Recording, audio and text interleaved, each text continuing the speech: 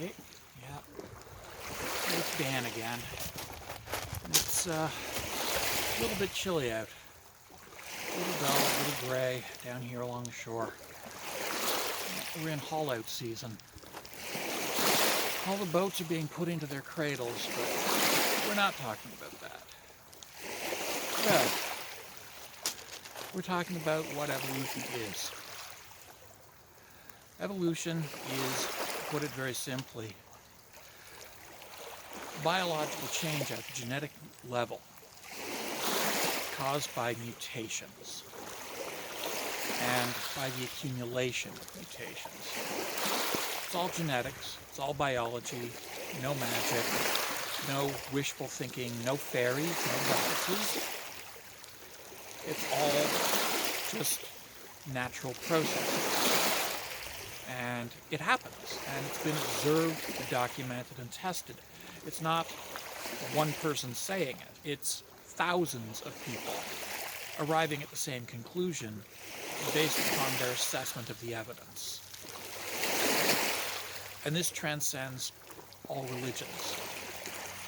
All religions. You have Christians, Jews, Muslims, Hindus, Buddhists, Sikhs, Taoists. Every religion has accepted evolution as the obvious answer to how has life diversified. The only exception to this is the creationist movement. And the creationist movement has itself accepted some forms of evolution as long as they're not called evolution. And they've accepted limited evolution in plants or in animals that are not humans, as long as they can have humans separately created. Okay, so basically what we're looking at is a sort of human chauvinism, the desire to be special. And this is the driving force behind creationism, is the desire to be special.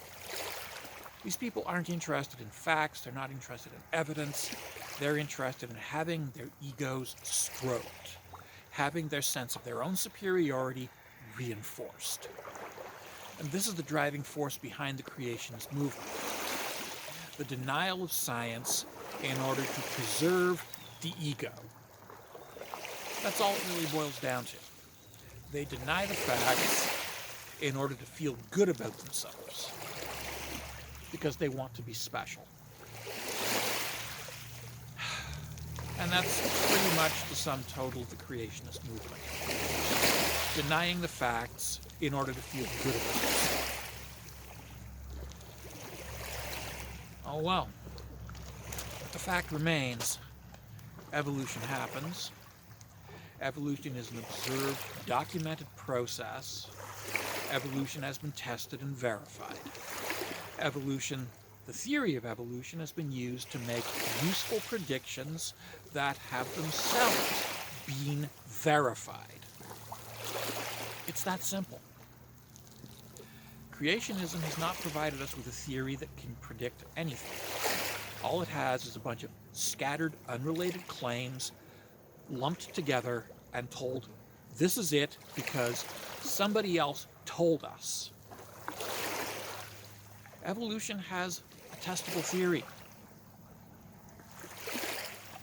It has testability, verifiability, falsifiability, and it has first-hand observations.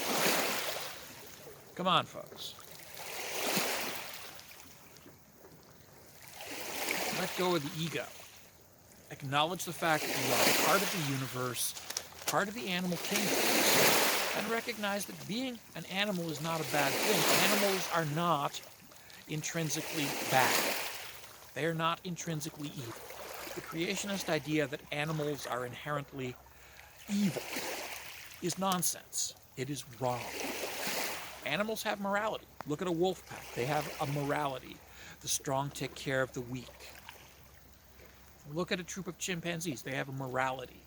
Reciprocity. The doing of favors. You scratch my back and I'll scratch your back.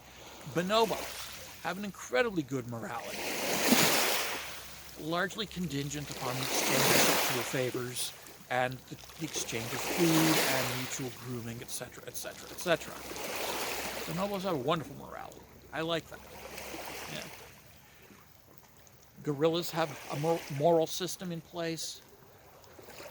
Bats have a morality. Penguins have a morality. Crocodiles have a morality, a system for getting along with each other. Anything that has 4 limbs, anything that's a tetrapod, has a sufficiently advanced brain that it can have a concept of self-interest and the ability to make connections that say my self-interest and his self-interest are the same. So we can cooperate and work together. And that's what morality is. Working together for the sake of shared common goals. Your self-interest and my self-interest are the same. Your self-interest and my self-interest are the same. Survival. We can do this if we team up. And humans in particular have a more refined morality because we are the weakest of the great apes. So our morality had to be a little more complex, a little more complicated, because we had to really get along in order to survive.